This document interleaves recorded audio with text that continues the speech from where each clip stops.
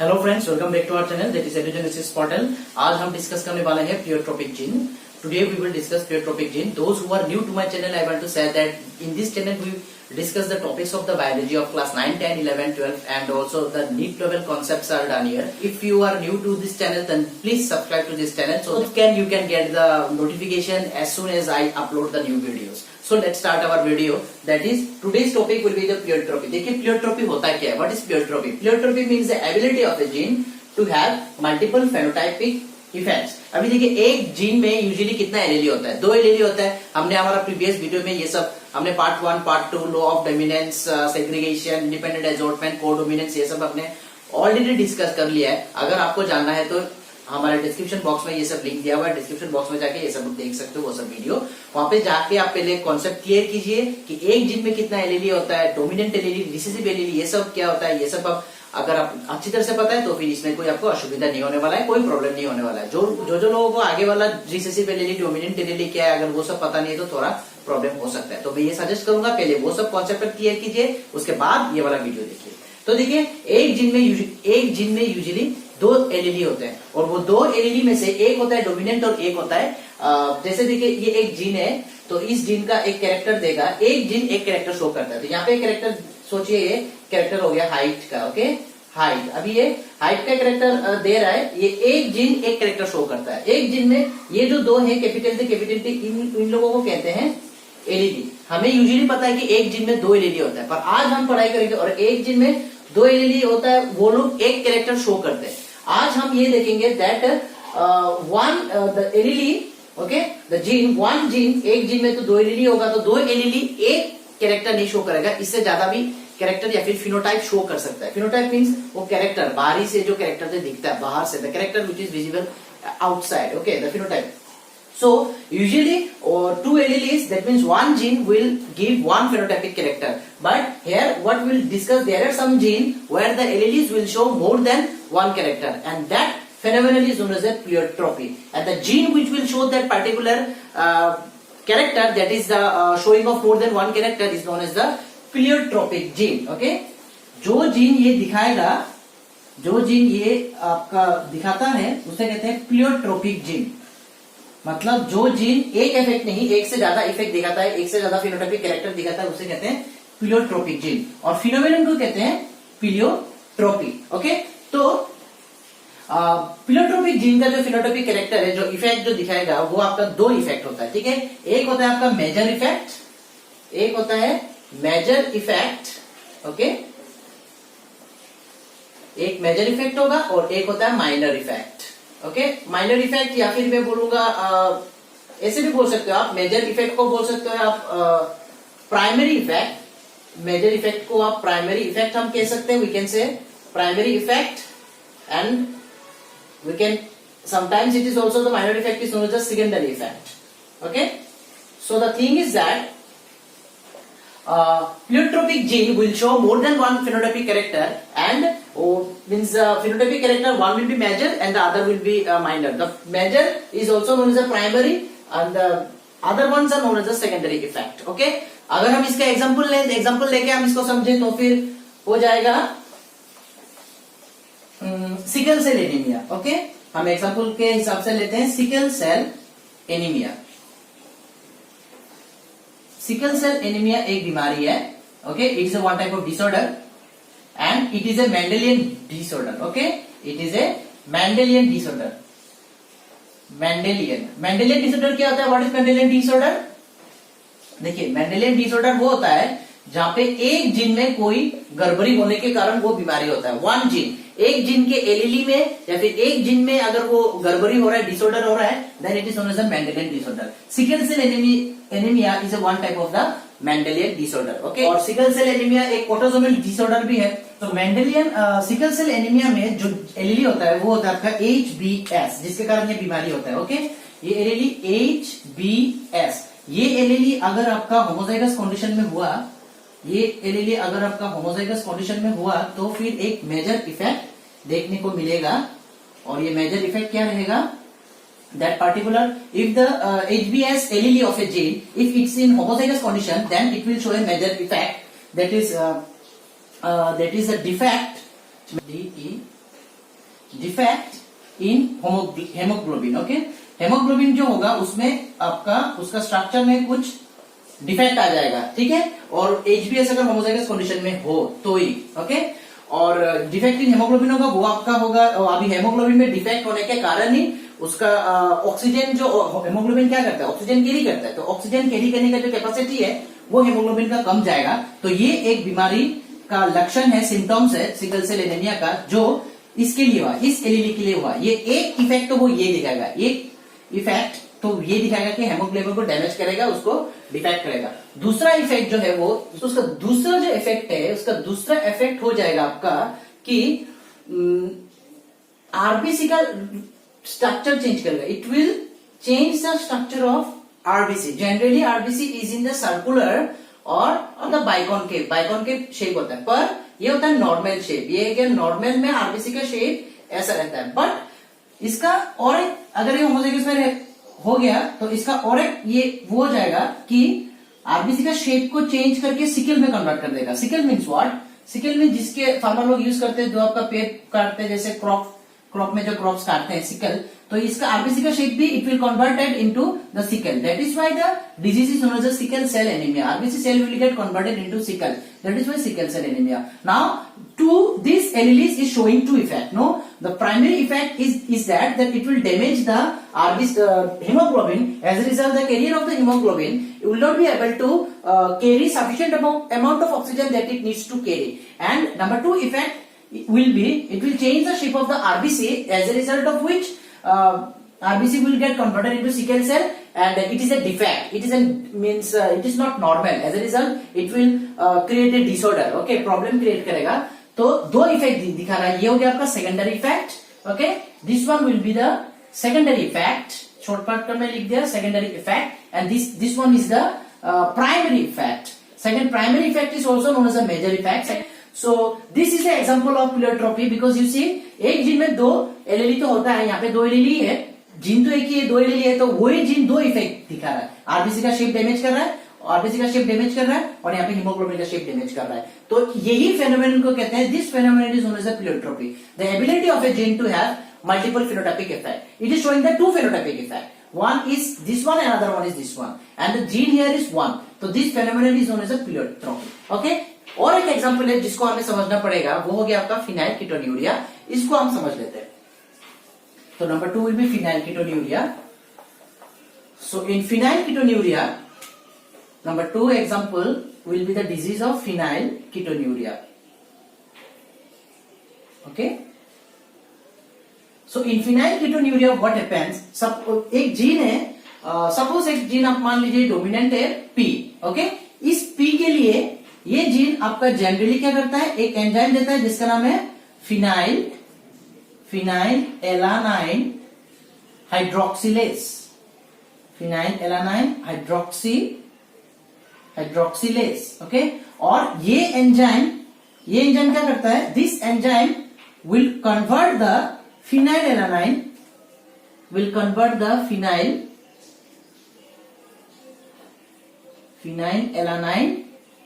into tyrosine. Okay, now tyrosine is an amino acid and phenylalanine is also an amino acid. तो phenylalanine also already body में है. Now this gene that is a dominant capital P will form one enzyme, and that particular enzyme is known as phenylalanine hydroxylase, and this enzyme will convert the phenylalanine amino acid into tyrosine amino acid, which is a normal condition जो required है। phenylalanine को actually convert करना पड़ता है tyrosine में, नहीं तो ये टॉक्सिक है, ये बॉडी में एक्यूमुलेशन होने से बीमारी होता है। तो ये हो गया normal. Okay, but you see generally अगर ये रिसेसिव कंडीशन में, फिनाइल कीटोन्यूरिया बीमारी कब होता है, वो रिसेसिव कंडीशन में होगा। स्मॉल पी अगर होमोजाइगस कंडीशन में है, if the small P is in homozygous condition, तो मैं लिख देता हूं फिनाइल कीटोन्यूरिया क्या है, एक रिसेसिव डिसऑर्डर है, और एक मेंडेलियन डिसऑर्डर भी है। ओके, एक मेंडेलियन डिसऑर्डर है। मेंडेलियन डिसऑर्डर मतलब एक जीन के डिफेक्ट से बीमारी होना, या फिर एक एलील, जीन का जो एलील उसमें डिफेक्ट होके बीमारी हो ना, तो वो मेंडेलियन डिसऑर्डर कहते हैं। तो यहाँ पे एक जीन के इफेक्ट से हो रहा है, जीन तो एक ही है ना, ये dominant and this one is recessive, that is why it follows an Mendelian inheritance और it fall under the Mendelian disorder. And why recessive? Because when the allele will be in the recessive condition, if it is in the dominant condition, the allele of a gene, then it behaves as a normal way. Okay, no disorder will be formed. But when that particular when the particular allele of a gene is in recessive condition and is in homozygous condition, जब वो अपना खुद का partner के साथ रहेगा, is in homozygous condition, तब बीमारी होगा। और वो क्या करता है, ये अगर होमोजेगस कंडीशन रिसेसिव में है तो वो दैट पर्टिकुलर रिसेसिव कंडीशन और दैट इंडिविजुअल, किसी व्यक्ति में, किसी इंडिविजुअल में अगर उसमें स्मॉल पी अगर रिसेसिव कंडीशन में है तो उसका बॉडी, हिज और her body will not be able to form phenylalanine hydroxylase enzyme. This is an enzyme actually, I need to write an enzyme, then it will be good. तो this is an enzyme actually which is required to convert the phenyl alanine into tyrosine. Now this patient has a recessive alleles and both in the homozygous condition. Now that person will not be able to form phenylalanine hydroxylase enzyme which is required to convert the phenylalanine into tyrosine. This person has phenylalanine amino acid but it will not be able to convert the phenylalanine into tyrosine due to the lacking of phenylalanine hydroxylase. Phenylalanine hydroxylase will be formed only when the dominant allele is present. Dominant allele अगर present है capital P तो ही फिनाइलएलानाइन hydroxylase होगा, होगा। अगर वो recessive condition में है, अगर वो रिसेसिव है तो ही ये क्या करेगा, ये बीमारी होगा। तो अब देखिए this disorder, in this disorder if in this patient the phenylalanine जो उसका बॉडी में है पर ये कन्वर्ट तो नहीं हो रहा टायरोसिन में, तो फिनाइलएलानाइन क्या होगा, उसका बॉडी में जमा हो जाएगा। इट विल लीड, ये क्या करेगा, एक्युमुलेशन हो जाएगा। एक्युमुलेशन मीन जमा हो जाएगा, बॉडी में जमा हो जाएगा। एक्युमुलेशन ऑफ फिनाइलएलानाइन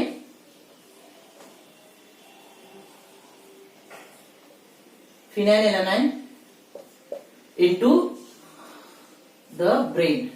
क्या हो जाएगा कि ये जो फिनाइलएलानाइन जो है, ये फिनाइलएलानाइन ये तो कन्वर्ट नहीं हो पा रहा टायरोसिन के लिए, क्योंकि इस पेशेंट में तो फिनाइलएलानाइन हाइड्रोक्सिलेज बना नहीं पा रहा बोलो, तो ये फिनाइलएलानाइन जमा हो जाएगा ब्रेन में जाके, और वो ब्रेन में जाने के बाद वो जमा हो जाएगा। ये तो टॉक्सिक है, तो एक बीमारी होता है, और वो सिम्टम्स तो बहुत सारे हैं, पर one of the major symptoms is mental retardation. ठीक है, दिमागी संतुलन, वो उस पेशेंट का दिमागी संतुलन ठीक नहीं रहेगा। Mental retardation, okay, and this is a major effect. मैंने आपको पहले ही बताया, सिकल सेल एनीमिया में भी बताया था कि ये जो मेंटल रिटार्डेशन की प्लियोट्रोपिक जीन जो होता है वो दो इफेक्ट दिखाता है, एक मेजर और एक प्राइमरी और एक सेकेंडरी। तो प्राइमरी इफेक्ट होगा आपका ये mental retardation. This mental retardation it is A primary effect, it is A primary effect. आपको दिख रहा होगा या नहीं? और सेकेंडरी इफेक्ट क्या है? नाउ देखिए, सेकेंडरी इफेक्ट इसका ये है कि the patient which has this condition, that is allele are in the recessive condition, they will have skin pigmentation loss. Skin का जो कलर है, जैसे हमारा स्किन का कलर देता है ना, मेलानिन देता है, स्किन का पिगमेंटेशन लॉस हो जाएगा, हेयर का पिगमेंटेशन लॉस हो जाएगा, हेयर पिगमेंटेशन का लॉस हो जाएगा, हेयर लॉस हो जाएगा। तो ये सब हो गया आपका secondary effect. SE short form में लिखा है, mean secondary effect. Primary effect mental retardation, ये मेंटल रिटार्डेशन प्राइमरी इफेक्ट। तो ये P जो जीन है, ठीक है, ये दो इफेक्ट दिखा रहा है। एक है कि वो रिसेसिव कंडीशन में तो ये बीमारी दिखा रहा है, और ये एक फिनोटाइपिक कैरेक्टर हो गया जो दिखा रहा है मेंटल रिटार्डेशन, जिसके लिए मेंटल रिटार्डेशन हुआ। और दूसरा ये स्किन पिगमेंटेशन कर रहा है, स्किन का कलर चेंज कर दे रहा है, हेयर का कलर चेंज कर दे रहा है, हेयर लॉस हो रहा है, तो वो हो गया सेकेंडरी इफेक्ट। तो this allele, this gene that is a P, okay, is showing the two character. देखिए, रिसेसिव और डोमिनेंट हो, पर है तो एक ही जीन ना, ये तो एलिलीज है बस जीन के, तो जीन तो एक ही है ना, तो जीन का दो इफेक्ट, मल्टीपल इफेक्ट दिखा रहा है, एक जीन मल्टीपल इफेक्ट। ठीक है, तो मल्टीपल इफेक्ट दिखाने का यहाँ पे दो इफेक्ट दिखा रहा है, तो इसे कहते हैं, इस फेनोमेनन को कहते हैं प्लियोट्रोपी। और इस बीमारी, जिसके लिए बीमारी हुआ है, जिसका नाम है फिनाइलकीटोन्यूरिया, रिसेसिव कंडीशन के लिए जो बीमारी, जो मेंटल रिटार्डेशन हुआ है, स्किन पिगमेंटेशन लॉस हुआ है, हेयर पिगमेंटेशन लॉस हो रहा है, ये जो आपका बीमारी जो है, उस बीमारी को कहते हैं फिनाइलकीटोन्यूरिया। और एक एग्जांपल है जो आपको जानना बहुत जरूरी है, उसे भी हम समझ लेते हैं। पीसम सेटाइवम हमारा नेक्स्ट एग्जांपल होगा। Okay, Pisum sativum actually P plant है, PISUM SATIVUM.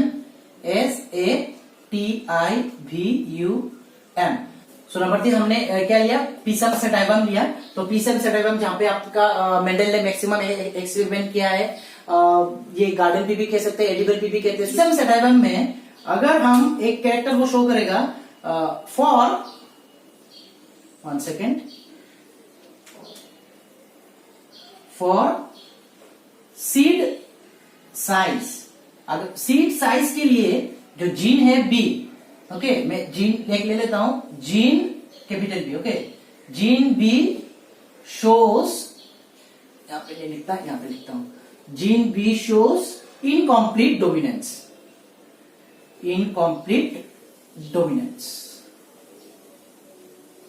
ओके, तो देखिए सीड साइज के लिए ये यहाँ पे दो कैरेक्टर दिखाएगा फेनोटाइपिक. ये तो जीन बी है, वो 2 कैरेक्टर दिखाएगा. It will show the two phenotypic characters. Okay, now I'm telling you, okay, the first one will be the seed size. The seed size, for the seed size, the gene B will show of incomplete dominance. अभी incomplete dominance कैसे हुआ मैं दिखा रहा हूं. देखिए अगर ये ऐसा हुआ कैपिटल B, तो सीड साइज क्या हो जाएगा, लार्ज. ओके, लार्ज साइज होगा. लार्ज साइज होगा. और लार्ज साइज को अगर हम क्रॉस कर दें स्मॉल बी, ठीक है, ये डोमिनेंट में है, ये रिसेसिव में है. स्मॉल बी क्या दिखेगा, स्मॉल ग्रेन या फिर small size of the seed. Okay, अब इसको क्रॉस करने के बाद जो प्रोजीनी आएगा, इसके गेमेट्स निकाल लीजिए. ये क्या होगा, 2 होगा ना इसमें गेमेट्स, पर सेम होगा. यहाँ पे भी 2 होगा, सेम होगा. तो एक ले लेता हूं, इनको क्रॉस कीजिए तो क्या निकलेगा, ये हेटेरोजाइगस कंडीशन. ये क्या है, ये है आपका गेमेट्स. ओके, और ये क्या है, ये हो गया आपका पेरेंट्स. तो ये गेमेट्स हो गया. अभी गेमेट्स को क्रॉस करने के बाद क्या हो गया, ये heterozygous condition. Now the parents are in the pure homozygous condition. Okay, forget all this things, already we have discuss. अब ये डिस्कस करने का तो वीडियो लंबा हो जाएगा. तो ये हेटेरोजाइगस कंडीशन. अभी इसका क्या होगा, देखिए डोमिनेंट है ना, ये लार्ज होना चाहिए था, ये स्मॉल होगा, पर नहीं, ऐसा नहीं होगा. इसका हो जाएगा इंटरमीडिएट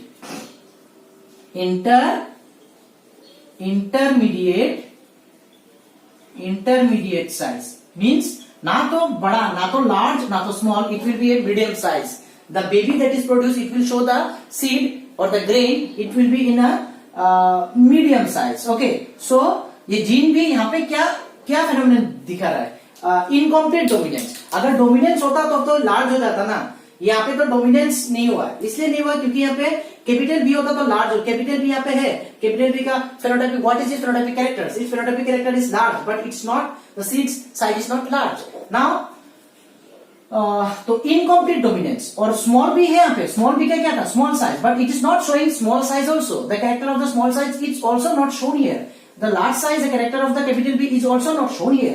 तो ये तो ना तो इसका हुआ, ना तो इसका हुआ. किसका हुआ, बीच का हुआ. That is why it is an incomplete dominance. Are you getting my point? The dominant allele is not able to show its characters. तो यहाँ पे कैपिटल बी इनकम्प्लीट डोमिनेंस दिखा रहा है. तो और एक मैं आपको दिखाता हूं, और एक case for seed shape. For seed shape, okay, for seed shape capital B हो जाता है आपका राउंड. ये राउंड देगा. अगर कैपिटल बी डोमिनेंट है तो राउंड. और ये पेरेंट्स है, हमने 2 पेरेंट्स को मिला है. और ये recessive small B recessive condition में ये भी homozygous. Capital B it's in homozygous condition, then it will show the round character. Okay, the seed will be in the round.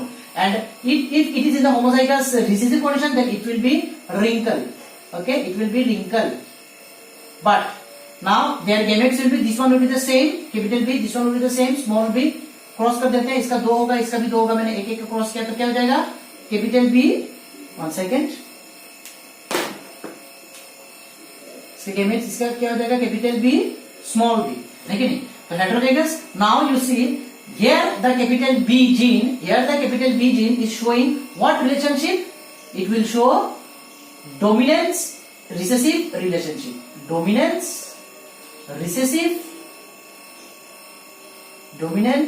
recessive relationship. That means dominance recessive relationship, that means it will show the heterozygous seed will be round. That means the dominant character it is shown here. What is the dominance character? Due to the presence of capital B. due to the presence of capital B, it will show its character. That means the capital B is dominant here, and its character is what? Round. So that's why the seed will be the round. That means here the capital B is showing the relationship of dominance recessive relationship. The normal जो dominant का character जैसे दिखा देता है, जैसे monohybrid cross में एक tall plant एक शॉर्ट प्लांट, जैसे हमने लॉ ऑफ डोमिनेंस में जिस तरह से पढ़ा था, उस तरह से ये जीन अभी यहाँ पे मतलब दिखा रहा है. यहाँ पे डोमिनेंस कैरेक्टर कैपिटल बी है तो वो राउंड यहाँ पे दिखा दिया. पर यहाँ पे देखिए, यहाँ पे ये हो गया सीड शेप के लिए. सीड शेप के लिए कैपिटल बी इस तरह से बिहेव किया, पर यहाँ पे सीड साइज के लिए कैपिटल बी इस तरह से बिहेव किया. कैपिटल बी का क्या था? लार्ज साइज था, पर जो हेटेरोजाइगस तो आया कैपिटल बी यहाँ पे है तो ये लार्ज साइज दिखाना चाहिए था, पर ये इंटरमीडिएट, दैट मींस ये इनकम्प्लीट डोमिनेंस दिखा रहा है. तो एक ही जीन जो कैपिटल बी है वो आपका दो फेनोटाइपिक कैरेक्टर दिखा रहा है. In this case it's showing the dominance recessive relationship, as I have already discussed here how, and in this case it is showing the incomplete dominance, because you see the heterozygous, it has a dominant gene, dominant allele B, and B shows large size seed, but here the progeny will be intermediate size, neither small size. So it is a intermediate size. It is a in between small and large. That is why it is an incomplete dominance. But here in this case, the capital B is showing the dominant character. That is a round. So it is showing here the capital B acting is showing the dominance relationship. So these are the examples of pleiotropy, that is a Pisum sativum में जो gene B है वो भी आपका pleiotropy का phenomenon दिखा रहा है, as it is showing the multiple phenotypic characteristics. Okay, तो today what we have discussed pleiotropic phenomenon with 3 examples. Number 1 Pisum sativum, number 2 phenylketonuria, and number 1 that is a sickle cell anaemia. ये 3 example से हमने pleiotropy का जो phenomenon है उसको हमने समझने की कोशिश की. मुझे आशा है कि आपको ये वीडियो अच्छा लगा होगा. अगर यह वीडियो आपको अच्छा लगा तो फिर लाइक शेयर एंड सब्सक्राइब कीजिए. और हमारा और एक चैनल है जिसका नाम एडू शावर, वहां पे भी देखिए, वहां पे हम जनरल अवेयरनेस के वीडियोस अपलोड करते हैं. हमारा फेसबुक पेज है जिसका नाम एडुजेनेसिस पोर्टल, वहां पे आइए, हम डिस्कस करेंगे. इस वीडियो के ऊपर में अगर आपको कोई भी डाउट है तो फिर मुझे कमेंट बॉक्स में बताइए. Thank you very much for watching.